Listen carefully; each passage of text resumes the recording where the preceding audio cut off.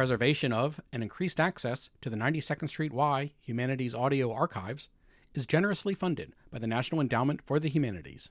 Scientific American, who sponsored this event. It's been great working with them on these events. Tonight they provided the audience with the latest issue of their magazine, so if you didn't get one on your chair, make sure you pick one up on your way out. Before joining ABC News as a correspondent in 1994, Robert Krulwich worked as a correspondent for both CBS News and PBS, where he won several awards for his frontline reports on the savings and loan scandal, campaign spending, and businesses and computers. He's also worked as a correspondent at National Public Radio and still contributes to their Weekend Edition program. At ABC, he's appeared in many, many network broadcasts, including Nightline, World News Tonight with Peter Jennings, and many others. In the summer of 1999, he hosted the network's primetime special series, also entitled Brave New World. Please welcome Robert Krulwich and Michael Kinsley.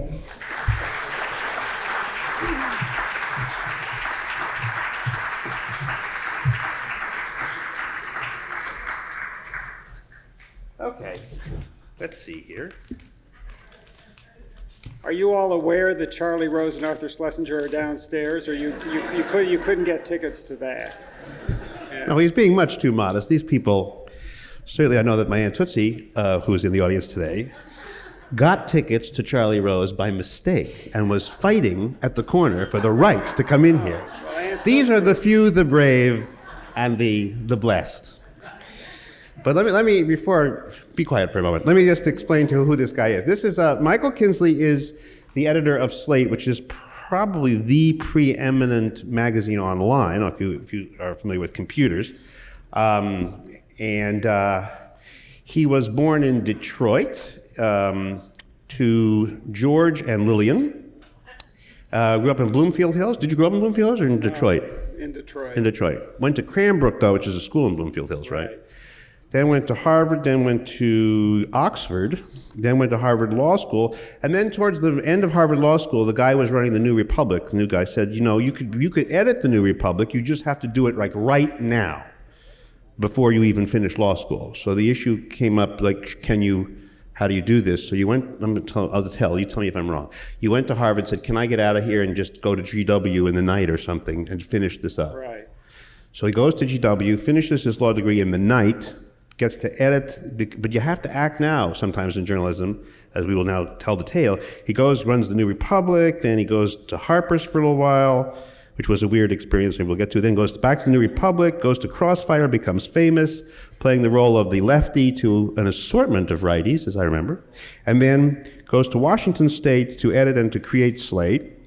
Then almost comes back to New York. The New Yorker guys said to them, well, you want to work for us? You got to decide now. So he says, well, can I have like 10 minutes? And he walks around the block, says, too late, and then some other guy gets to be the head of the New Yorker. So then goes back to stay the editor of Slate, writes for Time. He's writing all over the place, really. So we invited him here, provided that he come right now. And here I am. And here he is. Right. The guy who hired me for the New Republic was mentioned at Marty Peretz, my boss for 20 years and still a good friend, was referred to in the New York Times today in a bizarre way. As it was a piece about who will be the Bibi Rebozo of the next administration, and will it be Bob Bartley of the Wall Street Journal for Bush, or will it be my pal Marty for Gore? And it mentioned in passing that he had said, we don't want Bush for president because he's an ordinary mind. He named his dog Spot. Well, let me ask you some questions about politics, just for the fun of it. The issue right now for a lot of people is an issue you went to recently in one of your columns. This question of, gosh, it's so close. Neither guy, whoever it is that's inaugurated, will have a mandate to do anything. So this will be the election that denied the next president the mandate, regardless of who the president is. And you say, well, this idea of a mandate is a little strange. In fact, either one of them will have been the first choice of a larger percentage of the population than Bill Clinton, for example, who got 43%. Well, let me think about that math. We have a whole country that could vote, and half of them vote. to start. In both cases, probably, the Clinton election and in this one. Right. So you're dealing with the half is the universe. Now, in Bill Clinton's election, he got like 30-something% of the half. 43% of the half. So And- that's 21.5%. Wow. And these guys got approximately 24.5%. And journalistic convention requires that we announce whether they have a mandate or not, but you're talking about 2.5 or 3%, sort of one voter out of 40 is the difference between a mandate to change everything we know about life and no permission to do anything, gridlock.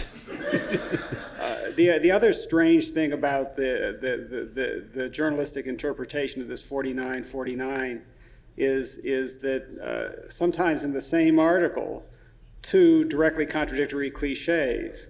One is, this shows that the country is the fact that the vote is evenly divided shows that there's a huge gap. The country is two irreconcilable camps. differences, yes. And the fact that it's 49-49 shows that basically that we're in equilibrium and there are no serious disagreements. When you, as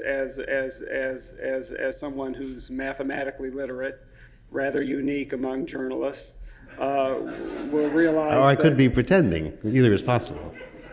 The fact that it's 49-49 says nothing whatsoever about the intensity with which either 49% holds their views. They could be, you can sort of mildly disagree 49-49, or you can totally disagree 49-49, or anything in between.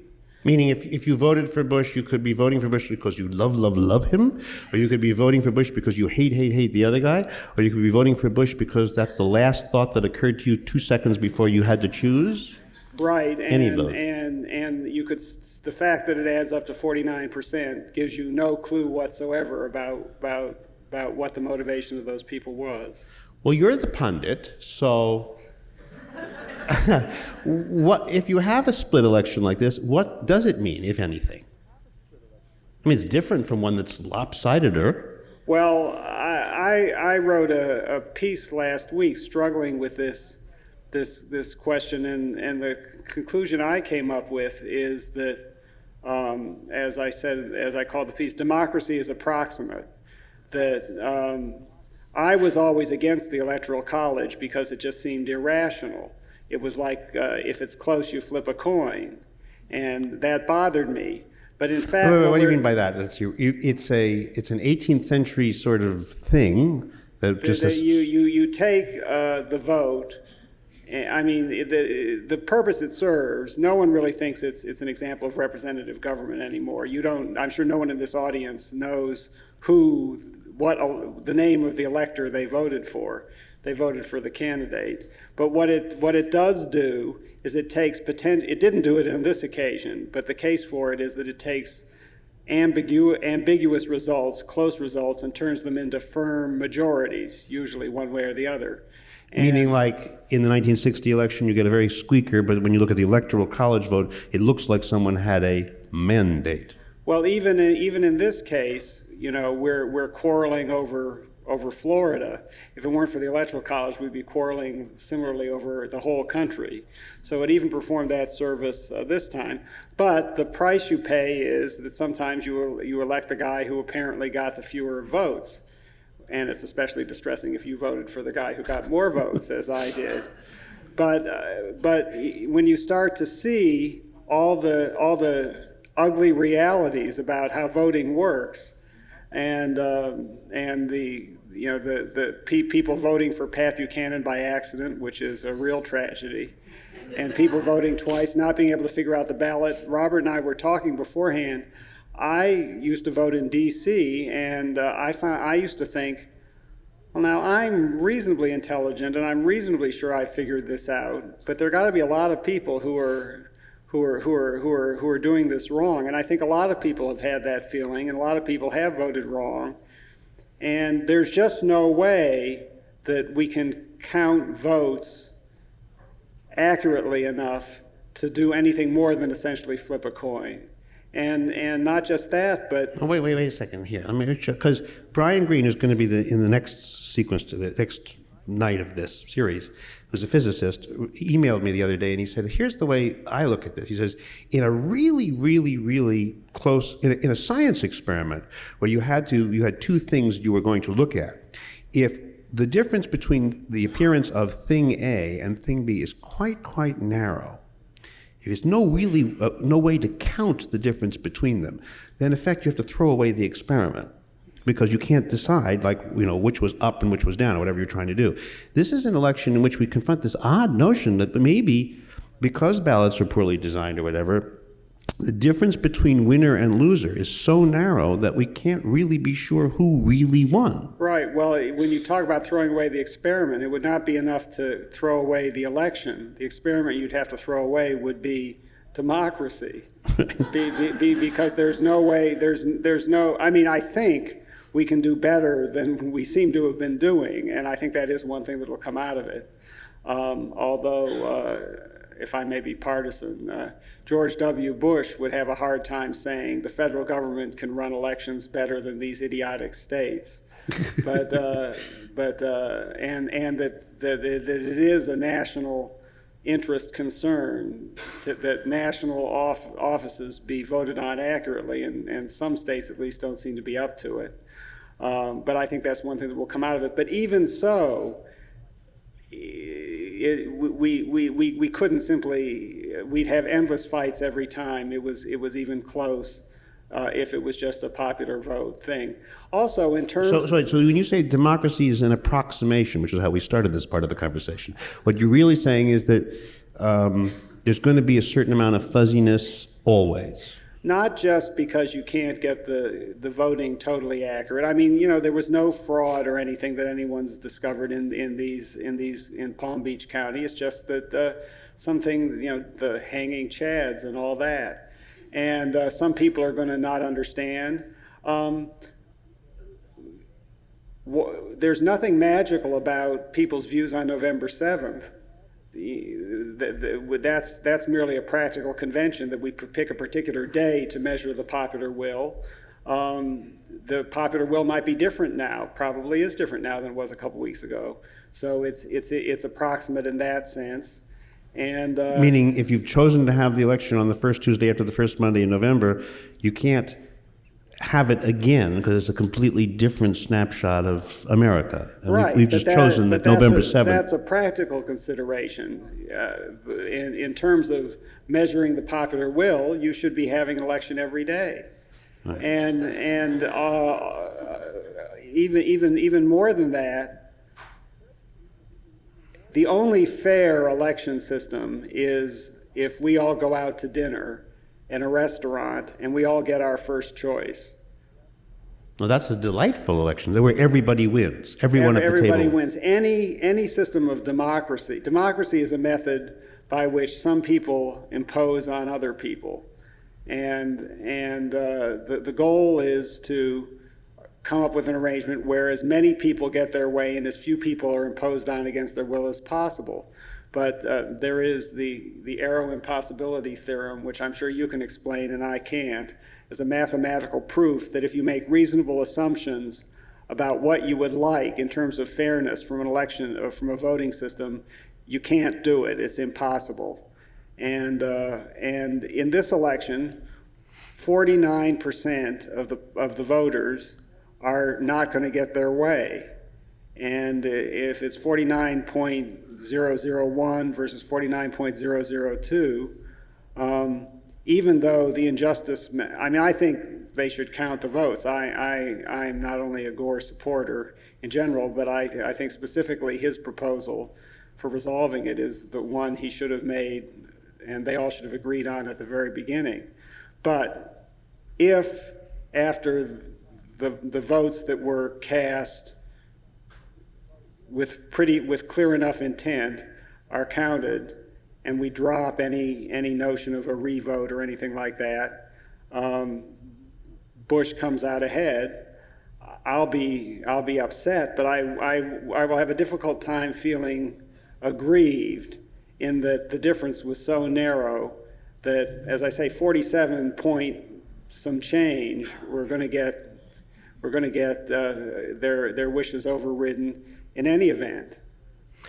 This reminds me of the fact that you wrote an open letter to Al Gore suggesting to him the means by which he could concede the election if he chose to. Yeah, I wrote that slightly too hastily. Well, as long as it may be happening anyway, I don't know, but let's suppose Al Gore seems to be a tad behind. Let's just suppose he at this moment, just tell the audience what it was you told him you ought to do. Well, on the assumption that after the votes are added up as best we can, Al Gore is the loser in Florida, even though he was the winner nationwide. And they're still debating whether to take it to court and that sort of thing. And the country's getting very impatient to end it. You have a situation that's actually well known in game theory, which is the strength of weakness and the weakness of strength. George Bush, or whoever is certified as the winner in Florida, cannot end it by giving in, even if he wished to.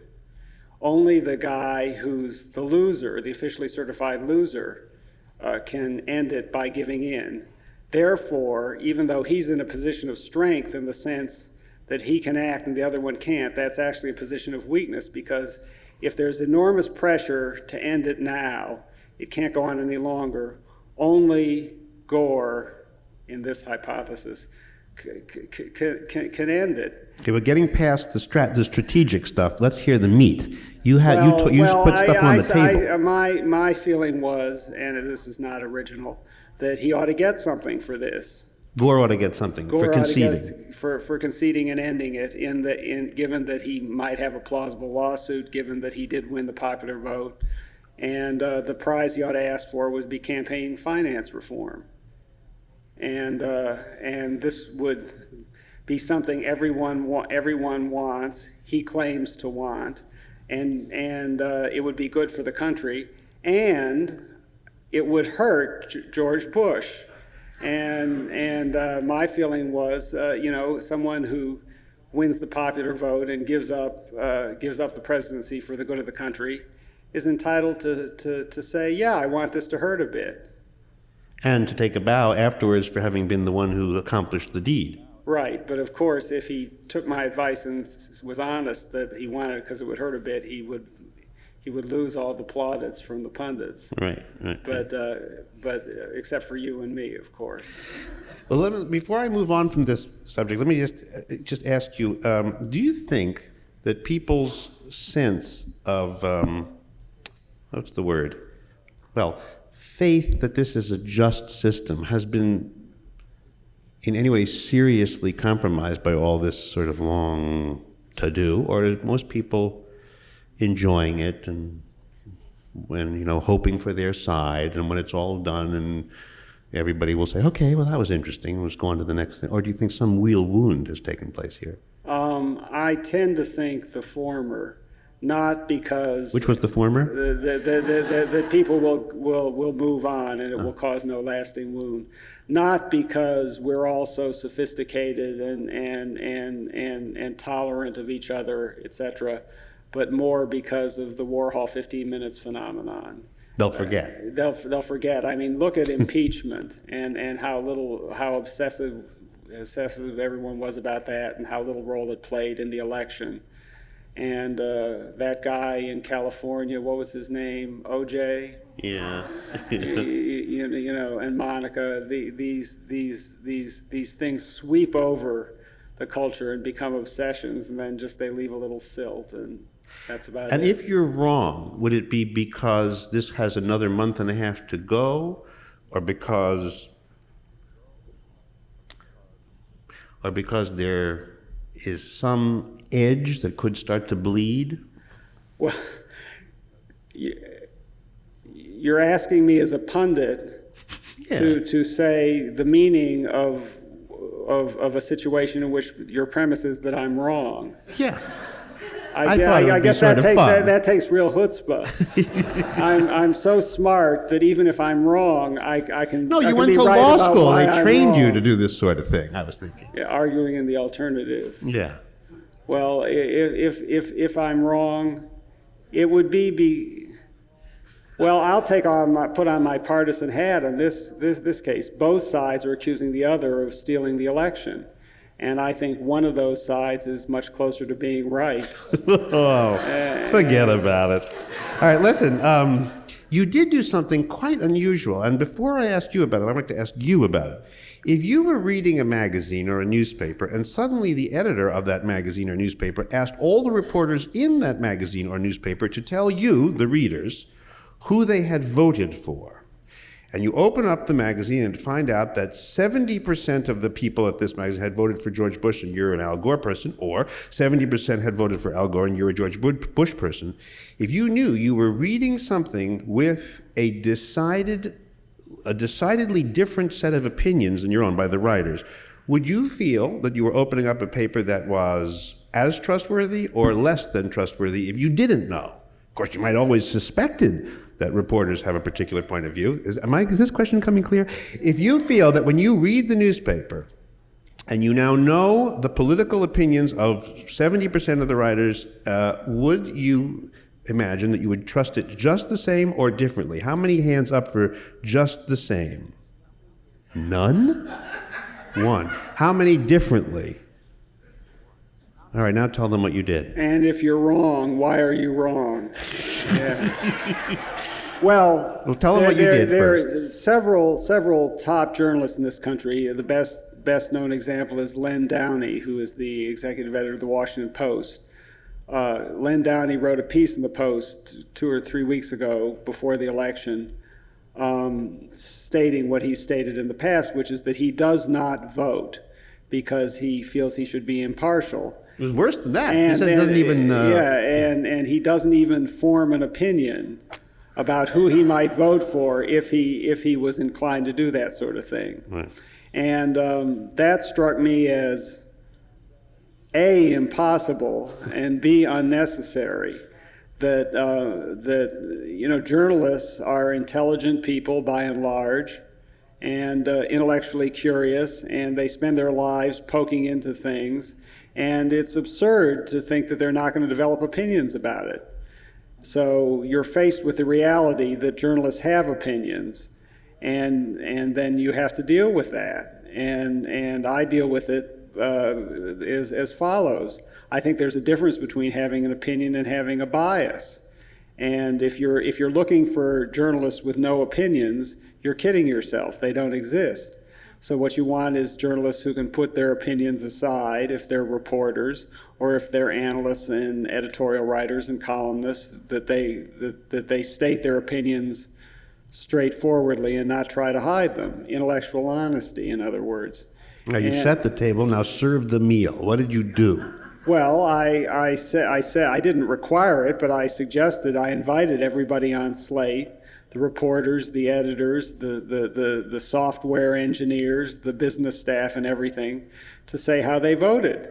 Because if you say it's okay to have an opinion, why keep it a secret? And how many of the 100 people, just make arbitrarily, on your staff, how many of them told? I don't remember the exact numbers. I think we don't have 100 on our staff. We have about 33, and 30 or 31 of them did participate. Oh. 25 or 6 were for Gore. 24 or 5, I can't remember. I was really counting on several people to vote for Bush who let me down. One of them we have a very conservative economics columnist, Steve Landsberg, who's a professor at Rochester.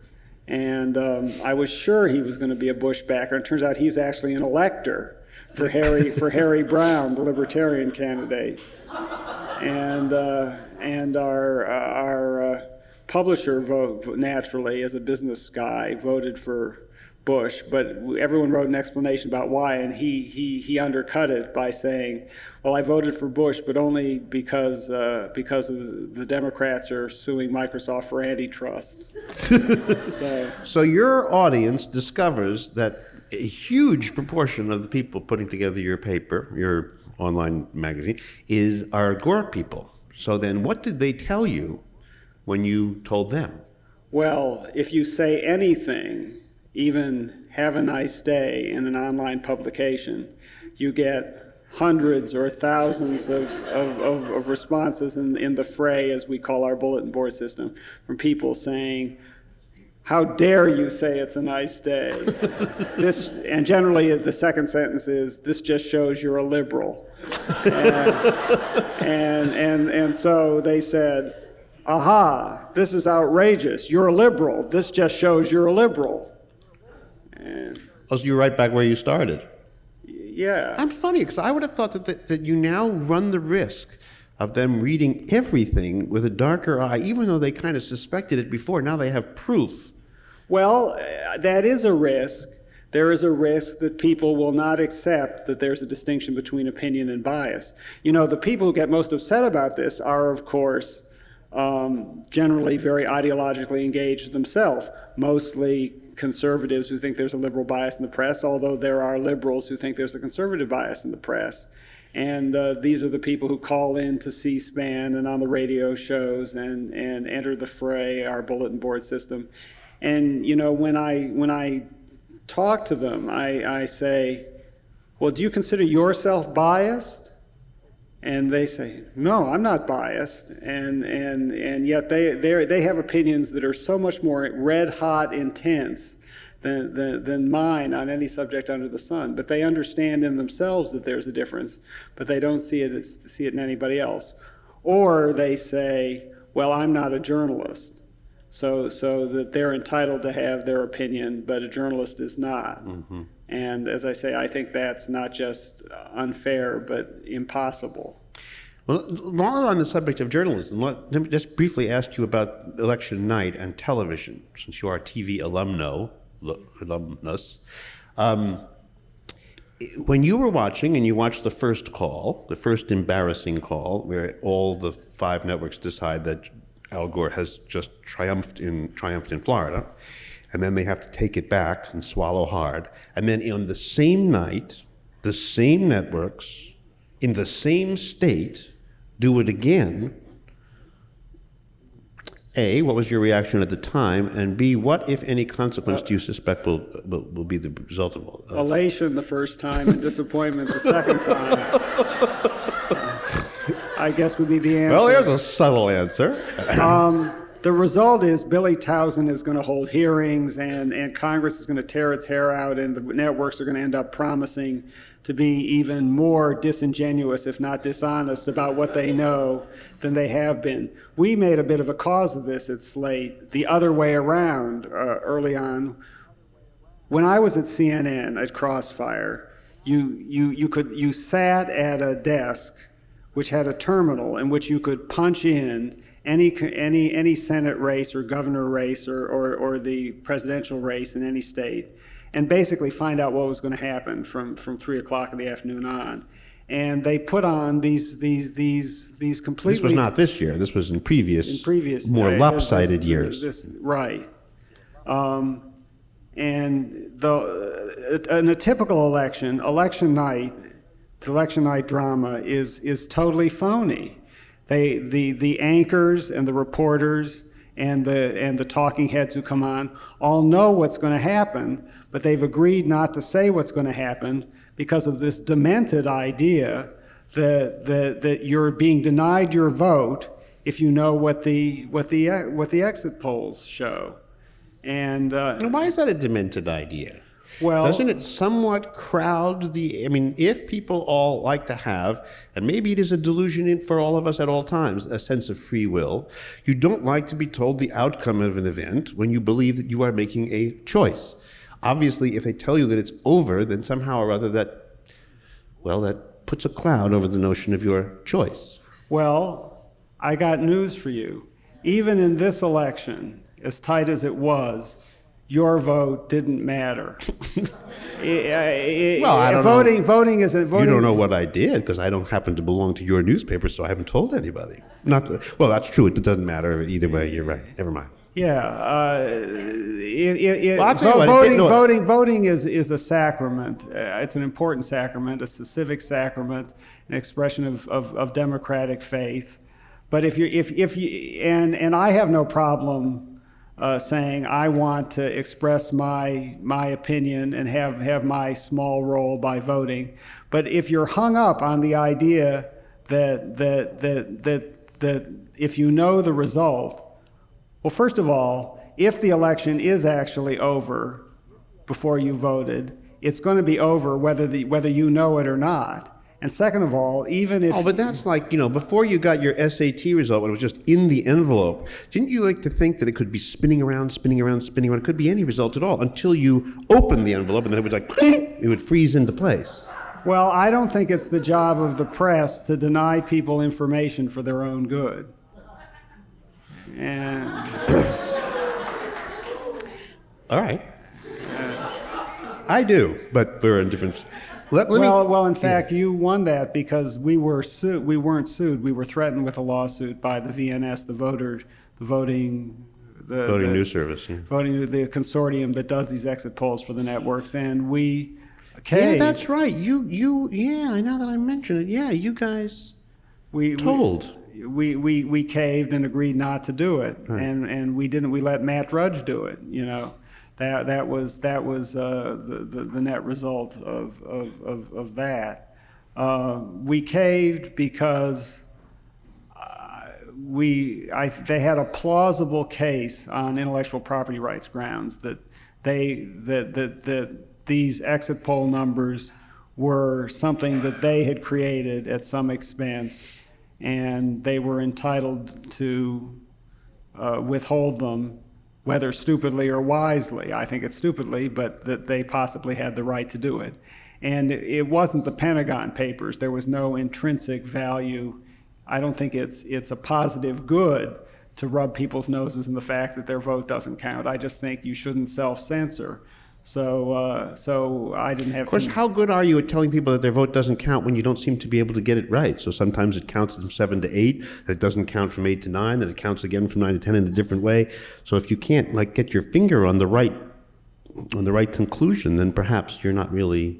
Well, so anybody. Release the information, and it won't have this undesirable effect. Yeah, actually, now that I'm sitting here, maybe what you do, is if you're the television networks, maybe what we should have done is we should have just shown you Carolyn Smith at ABC, this rather hefty woman with who scares you really, who's got an earphone attached to 5 guys who are sitting around a table screaming, "We want a result! We want a result! We want a result!" And on the other ear are these 3 PhDs in the World Trade Center, and says, "We don't have a result. We don't have a result. We don't have a result." And this is this woman in the middle, and she has to tell the people who want to hear one thing something, and she has to deal with the people on the other hand who are her muses, and she can't get the muses and the bosses to fit. Well, obviously there is huge pressure on the networks to call it as soon as possible, especially if Fox News has already called it.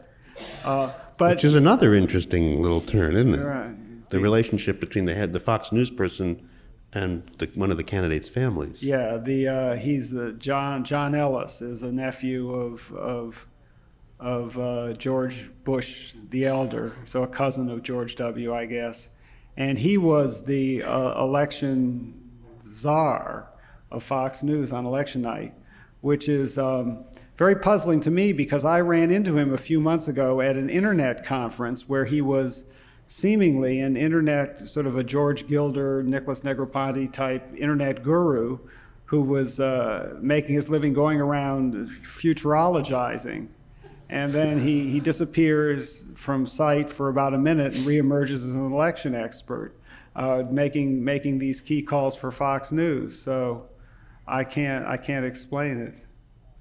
I won't ask you to. But I will ask you about some of your reactions to some of the main characters in this election: George Bush, Al Gore, Ralph Nader, and Bill Clinton. George Bush, you've written, is a man. Yes. Well, but they don't know. Let me say it, then is a man with no real interest in policy or ideology, pretending to be a committed conservative, who you then say is also sort of double pretending to be a passionate sort of neo-conservative. What is he really, do you think? I tried to say it there. I think he is really a well-meaning, not ideological person who does not really care about policy. But in order to get the Republican nomination, you have to pretend to be an engaged conservative. Then he very brilliantly, really, it's a strange adjective to use for George W. Bush, but repositioned himself during the election as a neoliberal, really, is what we used to call Bill Clinton type centrist, calling for new government programs for everything under the sun, usually using market forces or having some sort of coloration that would allow him to say this wasn't a liberal big spending program, although that's what it amounted to. My problem is I suspect that if he becomes president, if he became president under normal circumstances, all bets are off now, only the second misrepresentation would be stripped away. Also, his kinder, gentler self would vanish, and he'd become a routinized, ordinary conservative? Yeah, I think that in terms of his Supreme Court appointments, in terms of the policies he pushed, the path of least resistance would be to strip away the second. Wait, but what if he wants to be a winner? I mean, he does seem to have this idea that he can talk to Democrats well. So if he gets elected and becomes the president, why wouldn't he just go to wherever he could accomplish something? That would probably take him into what you call his double phony category, the sort of neo, whatever you just called it. Which actually might be rather close to his true position. I think that's actually sort of likely now. It's a cliche, but I think it's true. Either one of them is going to have to be much more accommodating to the other side than before. But abortion is an example. I can't prove this. I do not believe that George W. Bush, in his heart of hearts, is a passionate right-to-lifer. But I think he is, if not pro-choice, then basically indifferent, and probably on balance, if he doesn't care about it, that sort of makes him pro-choice.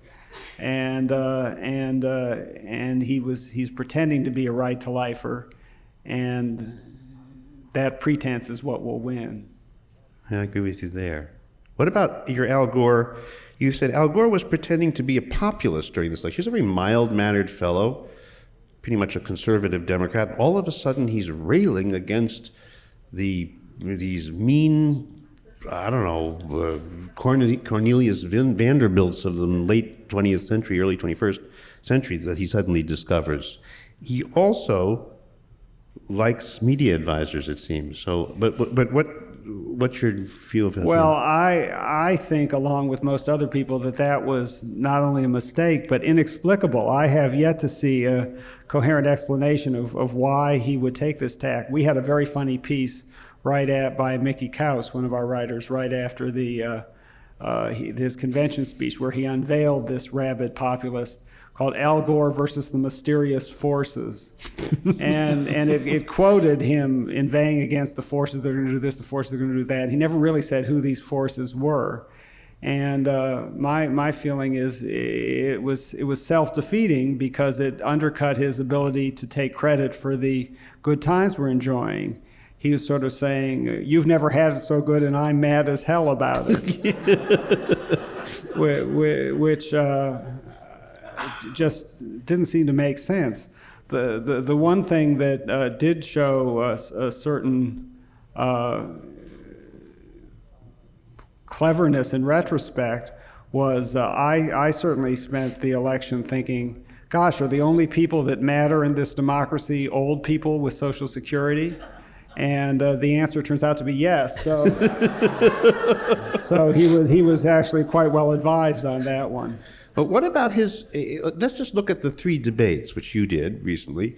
Look at it. They seem to. He changes his persona from debate 1 to debate 2 to debate 3, and you take a collective credit for the changes in Al Gore? That is, you and other people who comment regularly on politics. Yeah, he seems to be eerily amenable to taking the advice of pundits, which I, as a pundit, urged him not to do. In the first debate, he was all that sighing and everything. He was too aggressive, supposedly. So they said. So they said. So in the second debate, he overcorrects. In the second debate, he was catatonic, and everybody said, no, that's not what we wanted. So in the third debate, he sort of heads back most of the way to the other direction, and they say, oh, this is, baby bear's porridge. It's just right. And so does he, therefore. So does he, and it was the same thing. Well, doesn't that scare you a little bit to watch a guy who seems to be basically a vessel for other people's advice and opinions, and seems to take tremendous pleasure in pleasing you? I mean... Well, there is a certain concern about a person who takes pleasure in pleasing people like me, but I guess I would vote for that person over someone who took pleasure in not pleasing me. We have a mayor who does that, and makes quite a success of it, actually. Yeah, well, that's New York. Yeah. Bill Clinton, you call him a Houdini because he leaves office more popular than ever, and Al Gore has to die for his sins, perhaps. How does he do this? He is, the Republicans say it, and I think that by coincidence it's true, that he is in some ways the greatest politician of our time. Although, you compare him to Ronald Reagan, and somehow or other what the Republicans consider a wonderful asset in Reagan is his ability to charm people, is brilliant in Reagan's case and slimy deceptiveness in Clinton's case. I think they're similarly talented. I had virtually no personal contact with Clinton ever, certainly while he was president, but I was at a reception in Washington. He's still the president, actually. Right. Yeah. Oh, yeah. It's like they used to say toward the end of the Reagan thing, this would never have happened if Reagan were still alive. Yeah. I didn't think that would happen to Clinton. But I watched him work. This was right after he was elected and before he took office. And it was just in that 2-week period in January 1993, where it looked like he might be popular in Washington. And I watched him work a room. And it was actually that movie and Joe Klein's novel, Primary Colors, and the movie made of it, which was on TV the other night, caught this extremely well, I thought. He gave everyone in that room 5 or 6 seconds, which they will treasure all their lives. And he had them eating out of his hand. And then they turned on him as soon as he left the room. But well, now, what does your heart do when he leaves the room, the virtual room? Do you admire the talent that he has and feel otherwise about the matter of him, or are you allowed to say? I actually haven't thought through what I think about him. I certainly think he will get more credit from history than he got while he was in office. And in Washington, after that first couple of weeks, you never met anybody who liked him, including his supporters, including his employees. And it wasn't until I moved out to Seattle, sort of halfway through his 8 years, that I was astonished to discover that there were citizens of this country who really were proud of their president, and really were quite for him, and in general stuck to that view through the Monica business and everything. But in Washington and among the media, he never was truly popular. That almost sounds like you like the fact that he scored with the right crowd and didn't score with the wrong crowd? No, I think he was entitled to a honeymoon he never got. I mean, the relationship, the typical relationship between the press and the Washington establishment and the administration, goes up and down 2 or 3 times in the course of the tenure there. And Clinton never got his golden periods, to which I think he was entitled. Let me finish with Ralph Nader, whom you worked for. And I looked up an article that I remembered you writing years ago called Saint Ralph. Remember that article? Oh, yeah. In which you said, actually, he's quite a warm and funny person. He reminds you, though, and then you quoted a Henry James novel, The Bostonians, of a character in the novel called Miss Birdseye, who always dresses the same way and was in love only with causes. And later on in the article, you say, operating on the mental fringe where self-abnegation blurs into obsession, Ralph is living proof that there isn't much difference between a fanatic and a saint. And that was written in 85 or so. Yeah. What's your view now? I don't know. I'm a great... You worked for him, remember? Yes, I Yeah. worked for him for many years. I'm a great admirer of Ralph Nader, even though on most specific issues, I don't really agree with him much. I'm really struggling over this because most of what has motivated him to essentially, if it weren't for him, Gore would be elected. And most people attribute it, as you naturally would, to vanity. But I don't think that's an explanation in Ralph Nader's case. He's just been at it too long in an unvain way for that to be an explanation. It's very odd on several counts. One of the problems I always had with Ralph is he has a great belief in the power of lawyers, the lawyer power to do bad and the power to do good. And he thought that the right mechanism for social change was to bring a lawsuit and get a judge to order someone to do what you want. And I felt, as many did, that things should operate through the democratic system, small d, and that you should try to persuade people and elect officials who will do things because the people want it, not because the judge orders it. Well, by running for president, he was sort of answering that criticism. But on the other hand, people don't remember this. Ralph Nader was originally a sort of apolitical figure. He was very heavily criticized on the left for not coming out against the war in Vietnam. And he said he didn't because he didn't want to undermine his credibility on things like seatbelts. which seemed rather odd at the time, and yet he's turned into the sort of leader of the political left in this country, magically. But I certainly think he did the wrong thing in the last couple of weeks of the election. As a saint, as a fanatic, or as somebody who is now working the middle ground? Well, it's not so much a middle ground as being both simultaneously, and I think this was certainly the fanatic, if anything, in him. Although even a fanatic ought to be a strategizer, and if your strategy the goal of your strategy is self-aggrandizement, then he did the right thing, the correct thing for that strategy. And most people think that is the explanation. But I guess I still admire Ralph enough that I find that hard to believe. And I find it hard to believe that he really thinks there's not a dime's worth of difference, as George Wallace used to say, between Gore and Bush. So I'm a bit puzzled.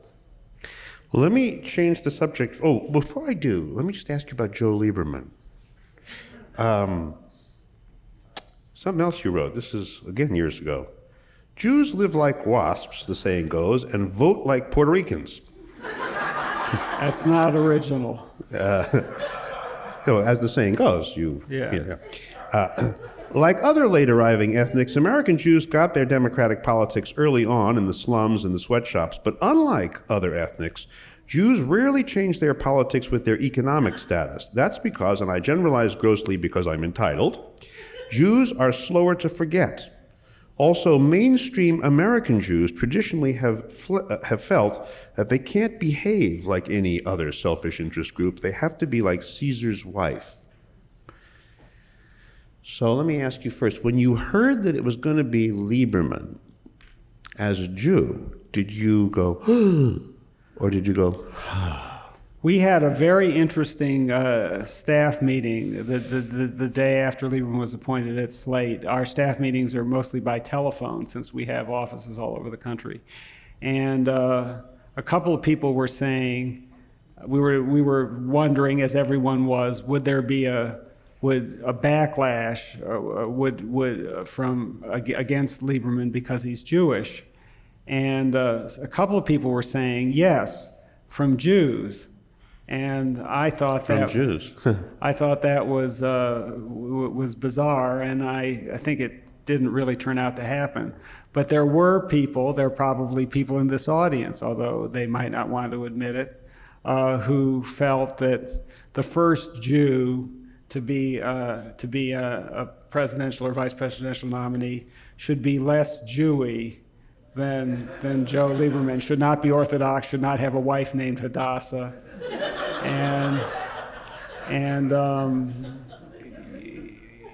I certainly don't buy that. I think, in for a dime, in for a dollar, in for a shekel, in for a pound. I don't know.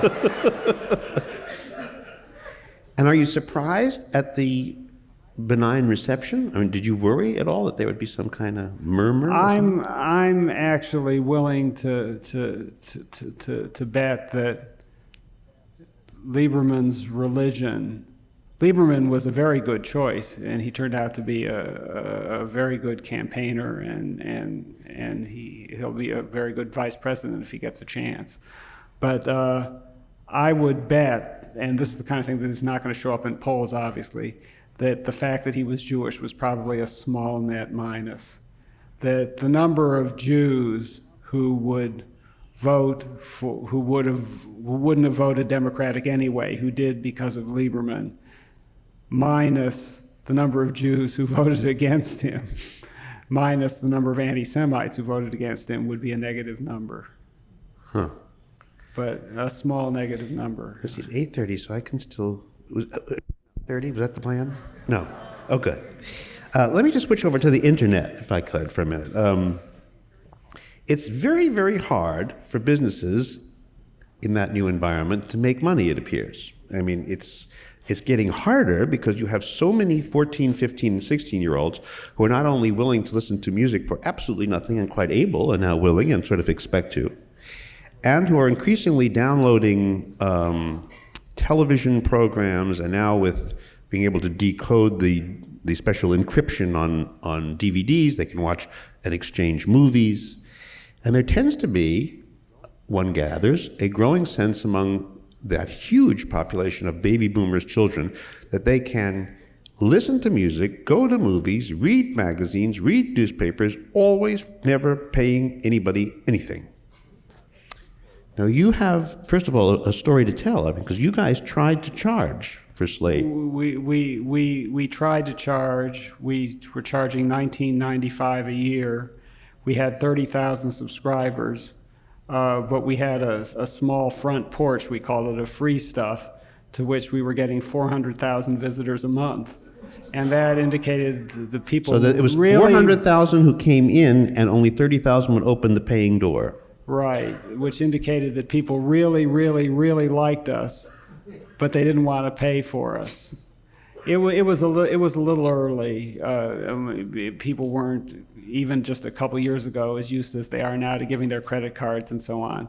But well, the good, that's the bad news, what you said. The good news is that the internet economy is really different from the regular economy. In the old economy, there is this concept called revenue, And, What do we call it now? in Lunch? In the new economy, we have revenue models. And And are they accepting revenue models now at fine lunch counters everywhere? well, they were until a few months ago. Actually, revenues are making a comeback, and revenue models are a little bit harder to sell. Was this a case of your attempt to charge $19.95 being a couple of years ahead of its time? Will the 15-year-olds pay $19.95 for anything?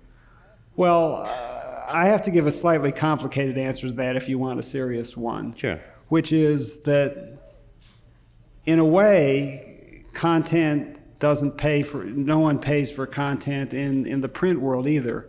The cost of a newspaper to the actual customer doesn't even cover the cost of the newsprint. And obviously, if you read your newspaper online, you don't need newsprint. So Wait a second, you mean if I pay 75 cents for the New York Times, I am not paying for the tree that gave its life for my paper? you are paying for the tree. Oh, and just the tree. You're just not paying for your wife. My wife is made actually of carbon and all of the other. Actually, she's got blood and everything. No, I'm talking just about your carbon-based. If the 75 cents pays for the New York Times forest, the New York Times lumberjack, the New York Times shredder of the tree, the New York Times whitening of the shredding of the tree into a paper. But all that stuff is unnecessary on the internet. So my point is that in terms of newspapers, how exactly it all works out isn't clear, but the notion that you give away the newspaper's content for free is not inherently radical and obviously stupid, because you're not having to pay for the paper that you have to pay for in the traditional newspaper. Now, in the case of magazines, it's the same idea with a twist, which is the typical successful magazine. The revenue it gets from customers doesn't even pay for the cost of finding the customer. All the direct mail you get, a typical, Condé Nast or Fairchild or glossy magazine, profitable magazine, will pay $50 or $100 to get a subscriber who's paying $12 or $15 a year. And the reason they do that is they need them for advertisers. Now, here was something that is perfectly obvious that didn't occur to me until I was into this for 3 years, which is that on the internet, advertisers don't need to pay extra. They don't insist on paying customers. I mean, why doesn't, instead of spending $100 finding a subscriber, why don't they just mail these magazines out to people at random? The answer is that advertisers want paying customers. Why do they want paying customers? Because it's a proxy for proof that the magazine is being read. If you just mail the magazine to someone, you have no evidence that they've read it. But if they've paid for it, you can sort of assume they've probably read it, although you don't know how many pages. On the internet, advertisers only pay for pages served. In other words, if your ad, you know that your ad has been on a page that has been in front of someone's eyeballs. In fact, eyeballs is what they call it. So they don't care whether you've paid any money or not, because they know for sure you've seen their ad. So I didn't know that. So Are they sure that advertising, those banners that fly on top or bottom that blink on and off sometimes and don't do anything at all, do they have any reason to think that people actually look at those things? Well, in fact, one of the problems is increasing evidence that people don't. But even so, they know a heck of a lot more about that behavior in an internet ad than they do in a print ad. You have no idea whether anyone has seen your ad in a print magazine, especially one of these magazines that looks like a telephone book. But on the internet, you know that they've seen your ad, and you know how many people have clicked on the ad to get more information. Now, this is sort of unfair to us on the internet. In the very early days, we had advertisements from Amazon.com, the bookseller, and they stopped advertising with us. And I called a friend of mine over there, and I said to her, why have you stopped advertising with us? And she said, you have a very low click-through rate. In other words, she said this is actually a compliment to Slate, because people come to you as a destination. They're not just sort of horsing around and coming to you and seeing something else and going away. But as flattering as that may be, fewer people are clicking through on our ad to go to our site. And I said to her, well, I see you bought the back page of the New York Times book review last week. How many blank click-throughs did you get from that? And she said, you measure what you can measure. Well, if that is the logic, do you move confidently into the next decade, fully hoping that the advertising companies will be blind when they're in newspapers and almost as blind when they're on the internet? Or could you assume that the advertising industry will one day figure out some way to learn whether people are looking at them or not, and then will act accordingly, leaving perhaps the New York Times and maybe you in the dust? Well, there's some thought that this is the apple of knowledge, and that once the advertisers get it, they'll realize that they won't conclude that the internet is better because they can measure the traffic. They'll conclude that all ads are nonsense, and they're wasting their money completely. But I think that the measurability will be a plus, precisely because they're going to say at some point, you know, we know that our ad on Slate was seen, A, we know exactly what percentage of the people who saw it, B, went to our site, and we even know, although we don't like them to know, that we know what they did on our site and what books they bought and how often they came back. And all these metrics, as they're called in that business, should make the internet a better advertising vehicle. But if the only way you're going to buy lunch in 2015 for yourself and your staff is to have a pretty good spy operation on your customers that tells on them dependably and well, and let's also assume that not only do advertisers get wise to these world, but the customers do too. And that some of them say, particularly these smarties who go to your particular company, think, I don't want all these people to know how long I've dwelled on one page or where I've gone. Then couldn't you be stuck between a rock and a hard place? Advertisers who want to spy and will pay to spy, customers who don't want to be spied on and won't let you, then what do you do? Well, I don't quite know how it's going to play out. I am reasonably confident that advertising or advertising-like arrangements, sponsorships and things like that, can support something like Slate. A, because you know, because you have no other I have no thought other in your choice. head. But all right, so that's A. But B because commerce on the internet. I don't know if people here have bought things on the internet. I hope most people have at this point. It really is advantageous in many ways, and I can't help but believe that is going to be at least a large part of our economy from now on. And C, because the money that we're not getting from subscribers is less than the money we would have to pay to get those subscribers if we were following the print model. So it'll all work out. Let me just drop one last dangerous thought. Do the big fat daddies, fat cats who support all these things? In your case, it's Microsoft. In our case, it's Disney, and different. I work at ABC, which is owned by Disney. So there are all these like bottomless pits of money that sometimes allow these little experiments to go on. Do the bottomless pits of money, yours or mine, have 5 years of patience, 10 years of patience, 15 years of patience? Any sense? I have never had a single word from any higher up at Microsoft suggesting that their patience was running low or that it might run low at any set period of time. Now that is most of the time reassuring, but sometimes I think, well, they're just shy, and one day they'll lose patience.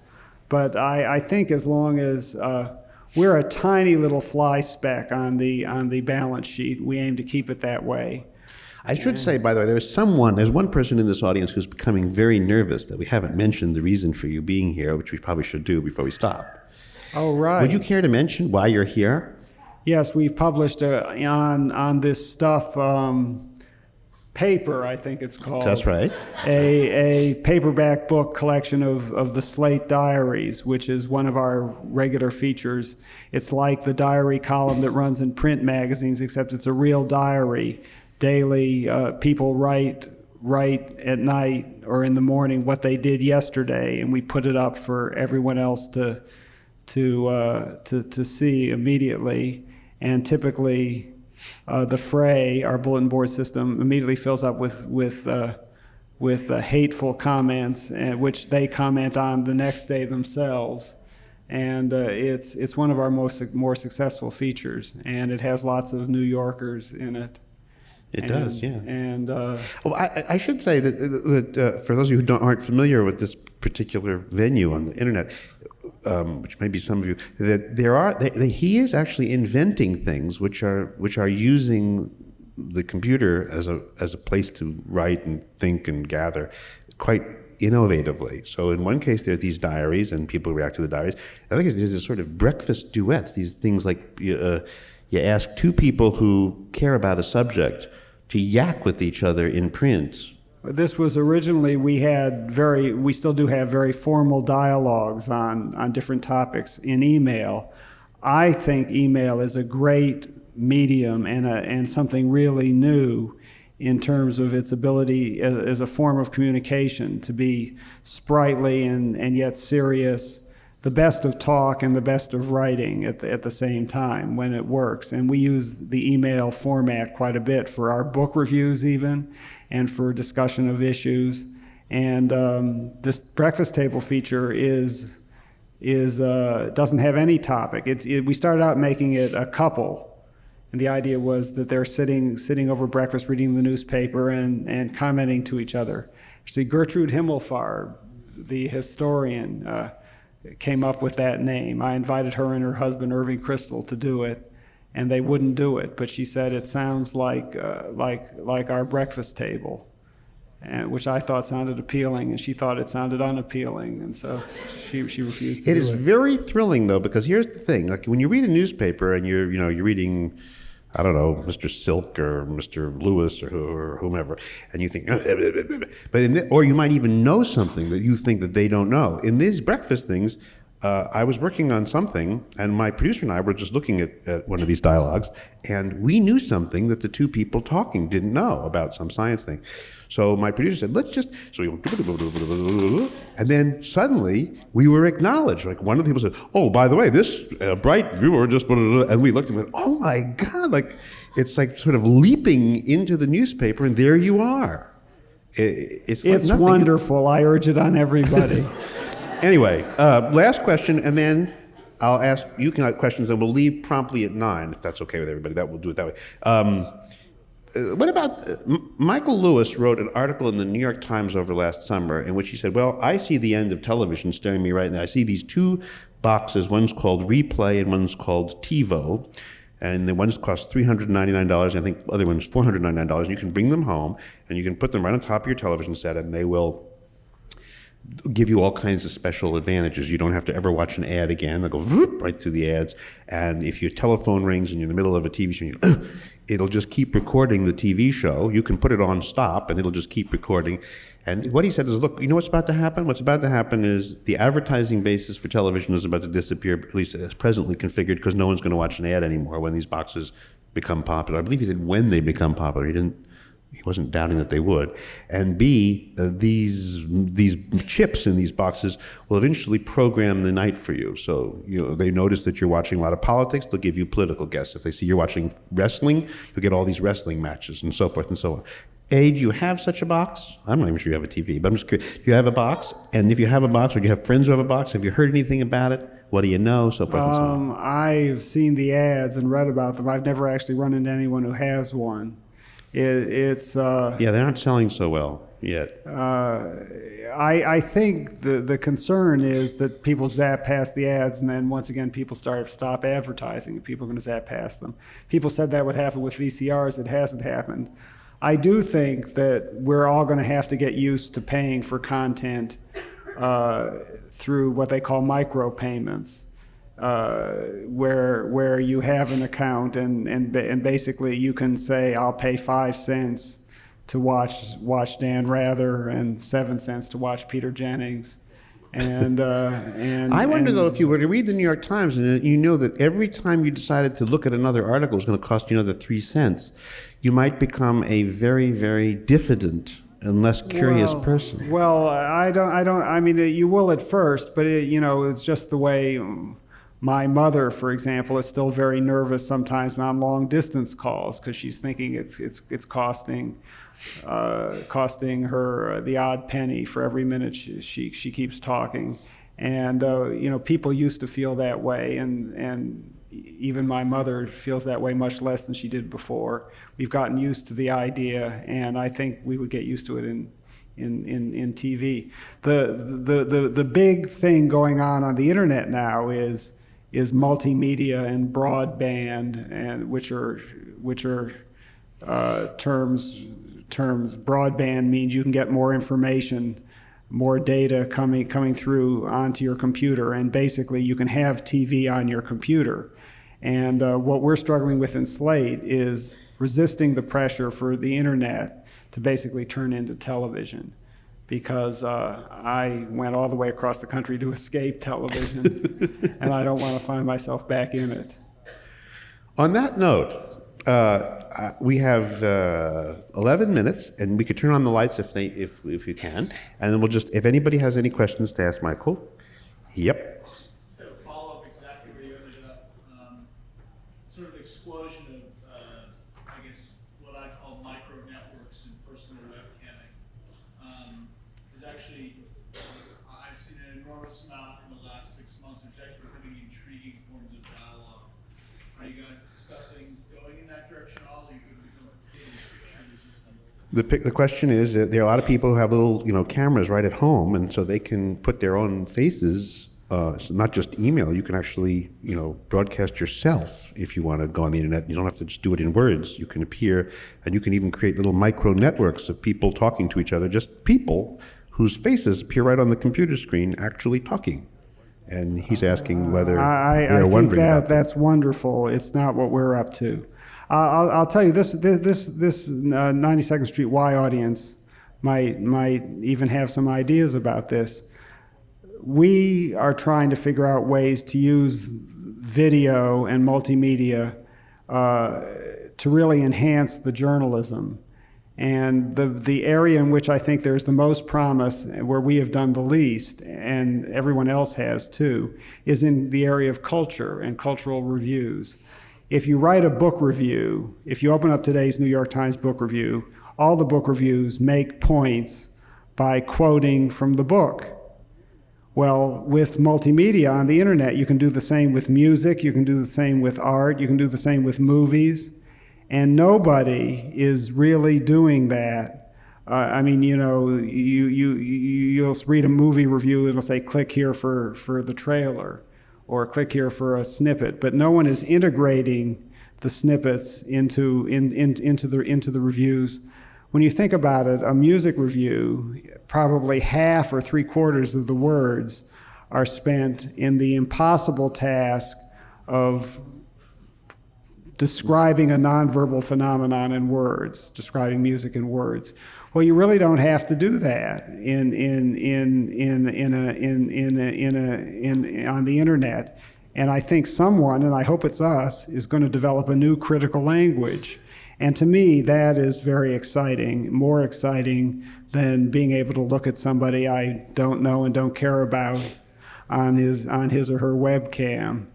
And Of course, you are going to be stuck with whatever the purveyor of the work of art wishes to release. So you'll get the Wild West trailer. No, you didn't care much for the Wild West, but you get Wild West trailers, so you'll get like whatever scenes, so the critic will have to be stuck with whatever scene. Well, that is exactly the problem with movies. It's not the problem with music, because the fair use doctrine allows you, there's no copyright problem. The problem is getting the goods. And a CD comes out, and it's like a book. You can play it, you can quote from it up to a certain amount of time, which is considered fair use in a review.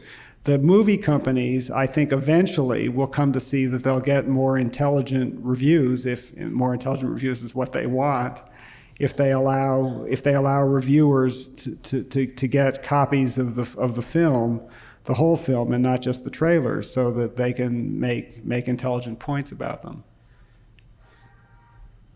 There's a debate whether or not the PC or the TV are going to be the successor preferred entertainment box. PC is constrained by an inability to provide nice, high-quality video footage. And interactive TV sounds like it's just around the corner. Do you have a point of view as to where we will be spending our time interactively watching video? The question is there are two kinds of ways of using images in the computer. One is interactively, whatever that may turn out to mean, and the other one may be what you call the PC model, which is just, I guess, somebody's pictures. Well, I don't want to pretend to be an internet seer. I don't know. I have a web TV box.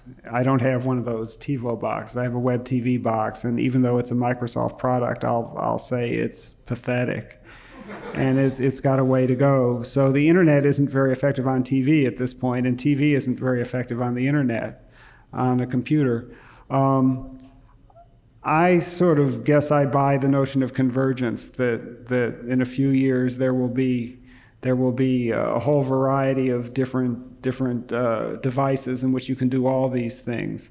The big technological advance we're waiting for, which I think will be in the next year, is the screen you can take to the John, because that will eliminate the biggest objection I get to Slate. I mean, the most common question is, I love your magazine. I'm trying to imagine what the rest of this sentence will be.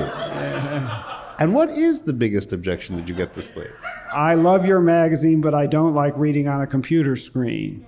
And there will be these things called, I think my boss demonstrated one at a convention last week, called tablet PCs, which are basically 8.5 by 11, the size of a magazine. And you will be able to download any stuff to it and read it. And pretty soon they'll be flexible like a magazine. They can do everything except pile up like magazines. So these are people who are not taking a bath. These are people who are doing the other thing you can do in the bathroom. Well, both. Both. Or take it not simultaneously. Right, of course not. Actually, the best answer I ever heard to this question, I don't like reading on a computer screen, was I was on a panel in Dallas, or do I mean Houston? Where is Rice? In Houston. In Houston. I was in Houston, and this lady said, I love your magazine, but I don't like reading on a computer screen. And I was saying, well, just wait, there will be these devices and blah, blah, blah. And this professor from Rice boomed in. He said, your problem will be solved actuarially. which means this old lady's going to die off. Well, there's a guy who's been spending too much time with 21-year-olds. Yeah, maybe that's the solution down there in Florida, too. You're saying this to the utterly wrong group, I think. Don't tell my mother. Here, go ahead. So I'm wondering, do you think that people will vote online? Do you think that's a good idea or not? And kind of along with that, the Stockholm polling booth and so forth, what do you think is the future for the Electoral College? I think the Electoral College is secure. We'll continue to be debating it forever. Voting online, the pro is that it's convenient and easy and accurate. The con is that there's a certain communal civic sacrament aspect to voting that you lose. I think the pros outweigh the cons.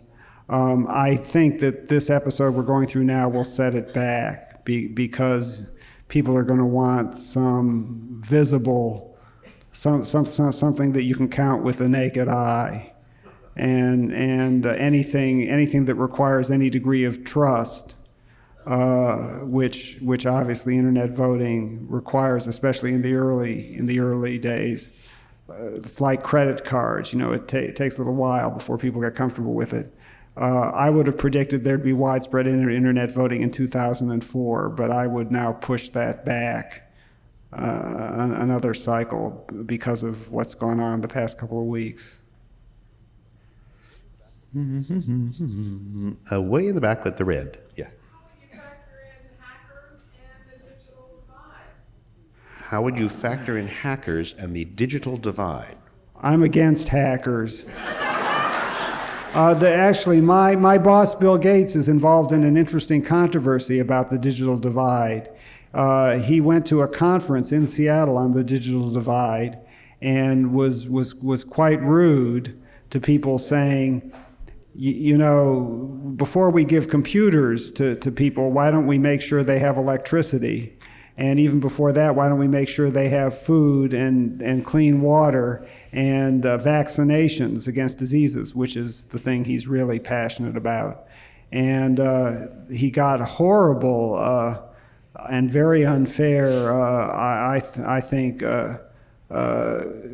comment on that from Silicon Valley people who have an axe to grind anyway, implying that he'd said that poor people in the third world don't deserve computers, which is obviously not his point. It seems to me that he's my boss. No, it seems to me that he's basically right, that people need a lot of other things more urgently than they need computers. The last question goes to you over there. Yeah.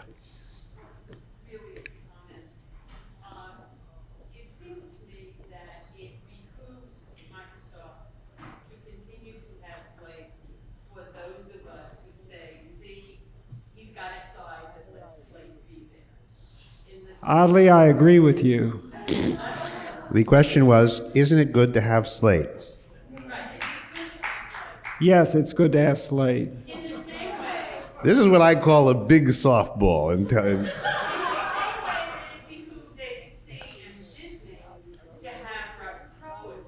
Now you Are you related to us? Now you go too far. I think that it allows this kind of soft acceptance of some of the really bad things that those guys do. Like it's a small world. Oh, so we're bearding for the evil people, if you will. Well, that was a kind of an offhand compliment, I guess. Yeah. My question on is, isn't it possible to see a slate that everybody can get into for free and they have to look at those banner ads? And for those of us who are willing to pay $19.95 to get slate without the banner ads? Actually, that would be a very easy thing to do on the internet as opposed to in print. But what the banner ads are so unobtrusive, that's part of their problem. That I can't imagine there would be. I wouldn't pay $19.95 to avoid the banner ads. Just you would? That's what you have eye muscles for. Actually, I find them more annoying in the email things that I get from Slate every day.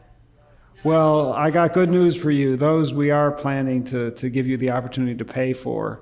I'm not sure that we're going to give you the opportunity to avoid the ads, but that is an experiment we're going to conduct, and that's an interesting idea. I will bounce it around with the publisher. You talk to him later. But let me ask one question: are you going to be signing books, or you got books to be signed, or do you know who's where? Yeah. Where's Jody? Jody, there are books to be signed. Oh. What Michael doesn't know is that in just a few moments he will be signing books for anybody who wants to buy them. These are and they are not even. How much are they? They're nothing. $14.95. Oh, that's not nothing. Well, it's 14 even. It's 9 months of Slate. Three. For. Oh, I see. Yeah. Right. Goodbye. Thank you very, very much. That was great. Thanks for listening. For more information on the 92nd Street Y, New York, and all of our programs, please visit us at 92ny.org.